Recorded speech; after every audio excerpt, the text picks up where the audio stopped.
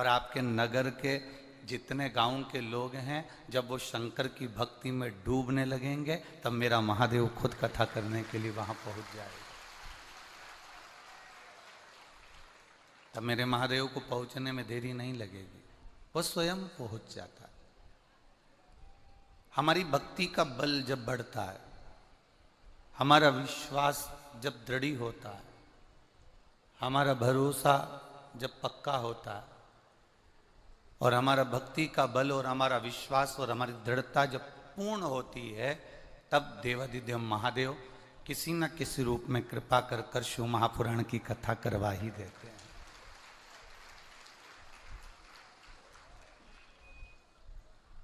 शिव तत्व को प्राप्त कर सकते हैं, हम कितना भगवान शंकर का भजन कर सकते हैं, हम कितनी शिव की स्तुति कर सकते हैं। एक क्षण हमारा यदि परमात्मा की ओर जा रहा है तो ये मानकर चलें कि परमात्मा का भी एक कदम हमारी ओर बढ़ रहा है, हमारे कल्याण के लिए।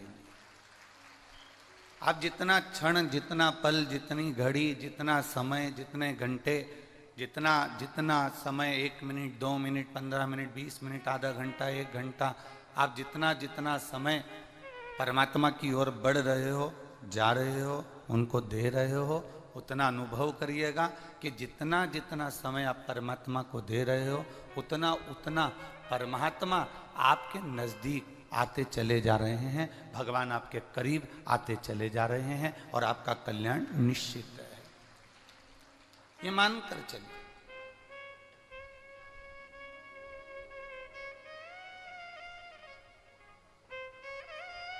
जहां भक्ति प्रबल होती है, जहां पर भक्ति का एक आनंद प्रबल होता है, जहां पर विश्वास और भक्ति का एक आनंद प्रखर होने लगता है, बस वहीं पर जहां भक्ति प्रबल हुई, विश्वास प्रबल हुआ, भरोसा दृढ़ हुआ, वहां शिव को आने में देरी नहीं होती। एक अपने भीतर एक बात का स्मरण रखिएगा, शंकर भगवान का एक नाम है, शिव का एक नाम है शंकर। हम उनको शंकर कहते हैं। शंकर का मतलब जानते हो आप लोग? हम कहते हैं कि कुबेरेश्वर धाम, सीहोर की धरा, कुबेर भंडारी की भूमि कंकर शंकर की भूमि है। आप लोग भी कहते हो कंकर शंकर है। शंकर का मतलब क्या होता है? शंकर का मूल नाम का अर्थ क्या है? शंकर का अर्थ है जो आपकी जिंदगी में सुख की वर्षा कर दे, वो शंकर कहलाता है। तो कहा कि आप अच्छे से समझते हो इसका मतलब क्या है।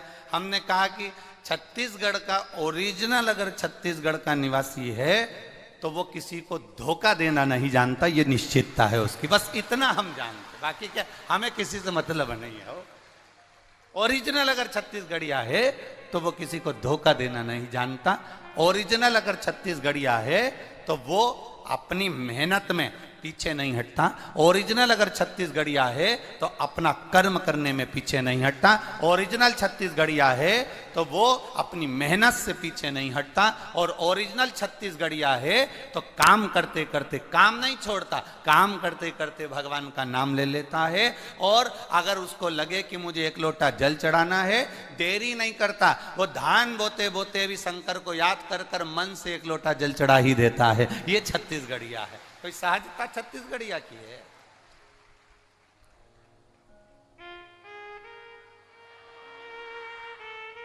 बोल बम का नारा है, बहुत बढ़िया कल्याण तुम्हारा है। हो इतना धीमा बोल रहे हो गया कल्याण फिर तो तुम्हारा है। बोल बम का नारा है। तो छत्तीसगढ़ एक आनंद का विषय, एक रस तत्व का विषय, एक आनंद का विषय। सारे दुनिया के देवालय शिवालय में जहां जहां आप जाएंगे, वहां जहां अक्षत बाबा को चढ़ाया जाता है वो कहीं और का नहीं होता, मेरे छत्तीसगढ़ का होता है, इसलिए बाबा भी कृपा करता रहता है। भोला सब दुख काटो ओ भोला सब दुख काटो। ये शिव तत्व को प्राप्त करने की एक ललकता हमारे भीतर हो, हमारे अंदर उत्पन्न हो। ये हमारे ऊपर निर्भर करता है कि हम किस तरह से कथा को अपने अंदर उतारें, हम किस तरह से समझें। एक ब्यूटी पार्लर वाली जीजी ने एक अच्छी बेचारी बई आई थी लड़की, उसको तैयार करा, उसका वो क्या बोलते हैं बहुत सारा हल्दी चंदन लगा लगा के लेपन करके फेस बात नहीं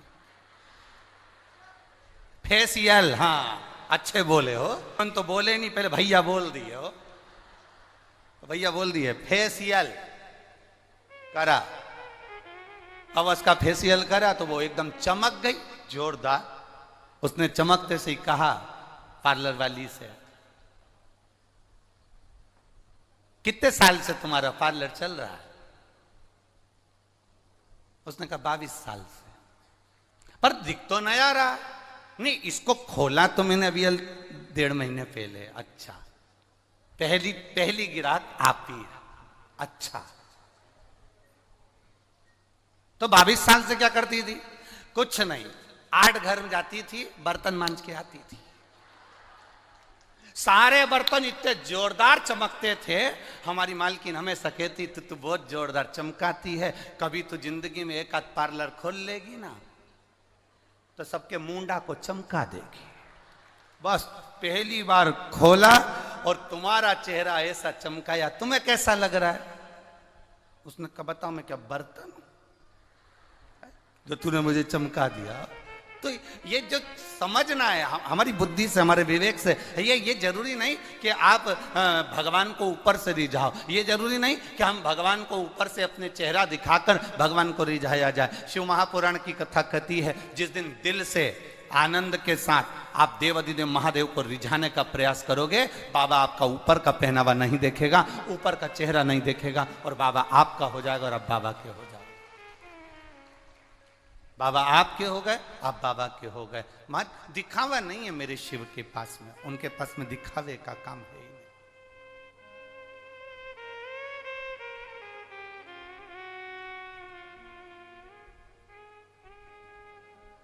आप कितने साल से भगवान का भजन कर रहे हो?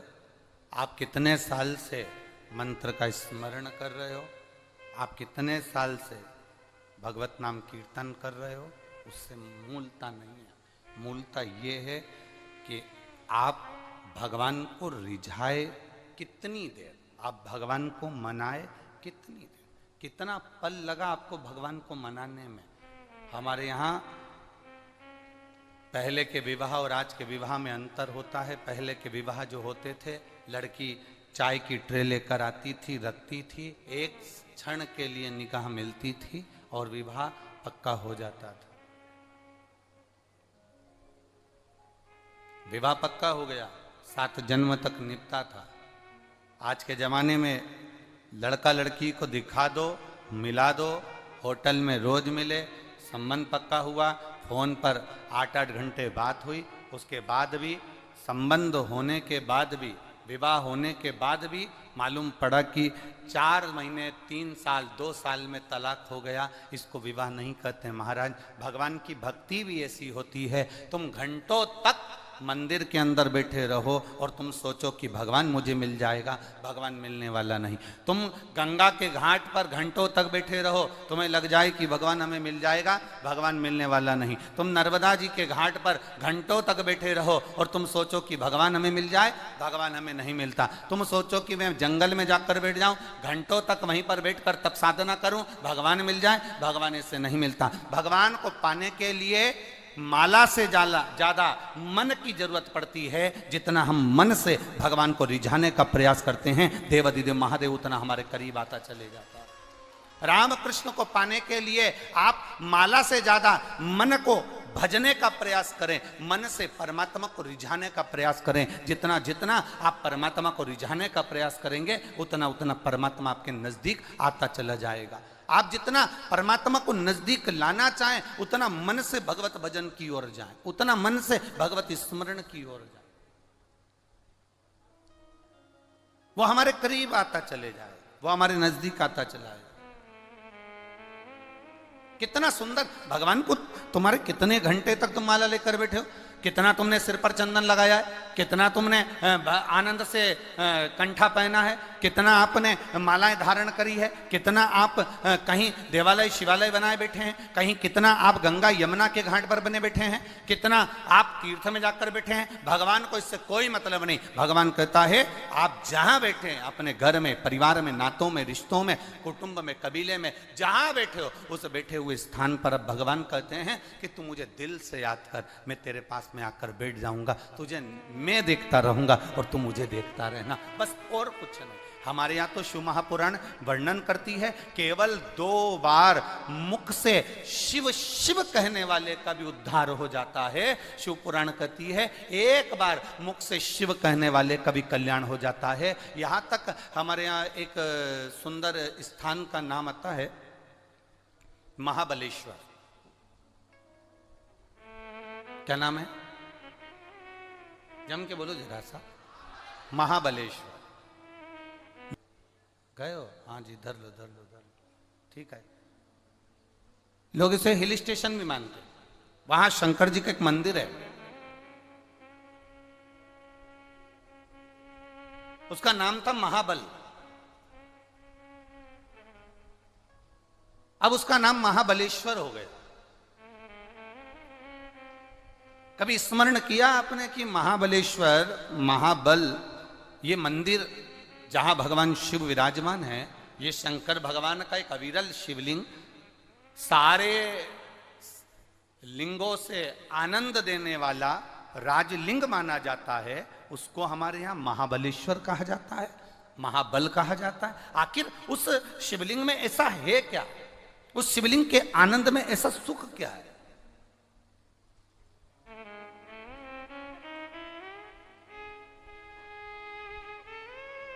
एक ब्राह्मण की एक बेटी थी जिसका नाम था सोमनी। बड़ी सुंदर थी, उसके चेहरे पर एक आकर्षण था, केश लंबे, मुखाग्रविंद सुंदर, स्वरूप सुंदर। ब्राह्मण ने सोचा कि मेरी बेटी बड़ी हो गई है, अब इसका विवाह कर देना चाहिए। अब ब्राह्मण ने विचार कर कर उस सोमनी का विवाह एक ब्राह्मण बालक से कर दिया। बालक भी बड़ा सुंदर था, बड़ा आकर्षण था उस बालक के चेहरे।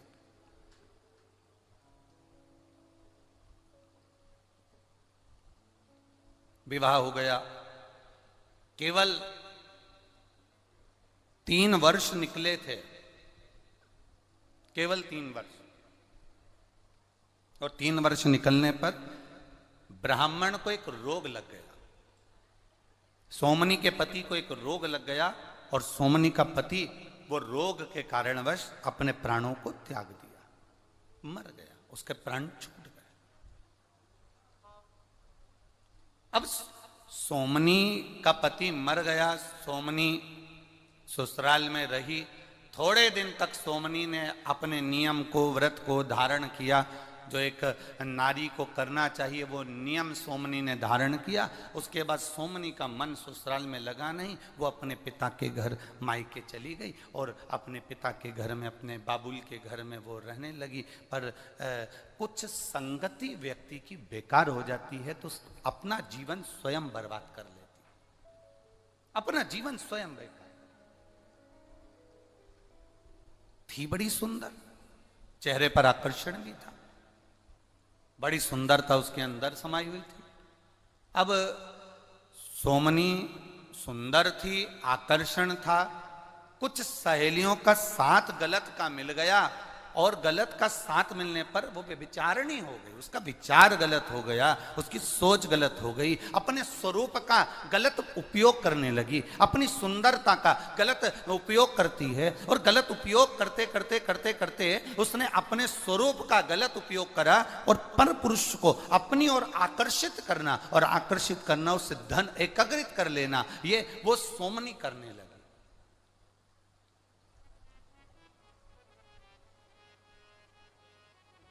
वो सोम नहीं कर रही। एक विचार अपने अंदर उतार कर रखिएगा मेरी जीजियों, एक विचार अपने अंदर उतार कर रखना मेरी बहनों। अपने अंदर एक विचार को लेकर बैठना कि हमारी सुंदरता, हमारा स्वरूप, हमारी देह, हमारा शरीर, हमारी सुंदरता, शिव पुराण कहती है ये किसी को लूटने के लिए या किसी को बर्बाद करने के लिए नहीं, हमारी सुंदरता भगवान के भजन के लिए प्राप्त होती है, भगवती स्मरण के लिए प्राप्त होती है।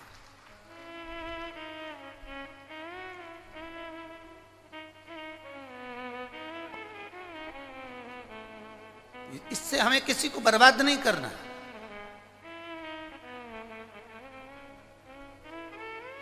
इस सुंदरता से हमें किसी को नष्ट नहीं करना। सोमनी ने अपनी सुंदरता का फायदा उठाया, पर पुरुष गमन करने लगी। समय आया, नगर के लोगों ने, गांव के लोगों ने सोचा ये नारी ठीक नहीं है, ये श्रेष्ठ नहीं है। एक तो पति मर गया, पति के मरने के बाद ये पर पुरुष गमन कर रही है, व्यभिचारिणी हो गई, गलत गलत जगह पर जाने लगी, गलत विचार करने लगी, पर पुरुषों को अपनी ओर आसक्त कर कर उनको बर्बादी की ओर छोड़ने लगी। गांव के लोगों ने विचार कर अब करें तो करें क्या। गांव के लोगों ने ब्राह्मण से कहा आपकी बेटी के लिए हम क्या कहें, पिता का दोष क्या होगा उसमें, ये संगत का दोष होता है। गलत संगति अगर हमें मिली है तो उसका दोष हमारे ऊपर आ ही जाता है।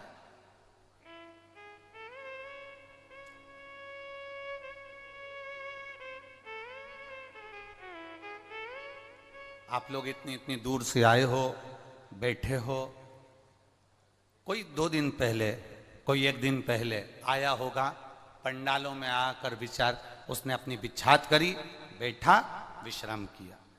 5 दिन आप बाबा की शरणागति में हैं, 5 दिन आप बाबा के चरणों में हैं, 5 दिन आप गलत विचारों से दूर हैं, 5 दिन आपको आपके घर का स्मरण नहीं है।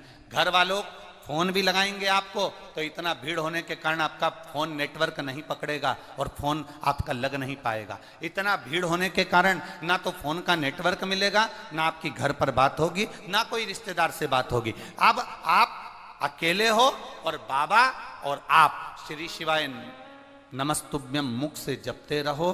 भगवान जो प्रसाद आपको दे दे वो प्रेम से पाते रहो और भगवान की कथा का स्मरण करते रहो। 5 दिन आप अपने भीतर भगवत भजन को अंदर से उत्साहित कर रहे हैं, भगवत भजन को आनंदित कर रहे हैं। 5 दिन आप भगवान की अविरल भक्ति में डूबने का प्रयास कर रहे हैं।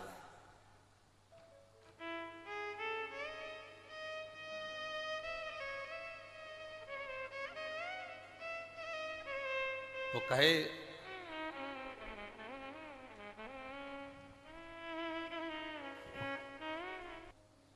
जब नैन लड़ गए भगवान से, अब मन नहीं लगता।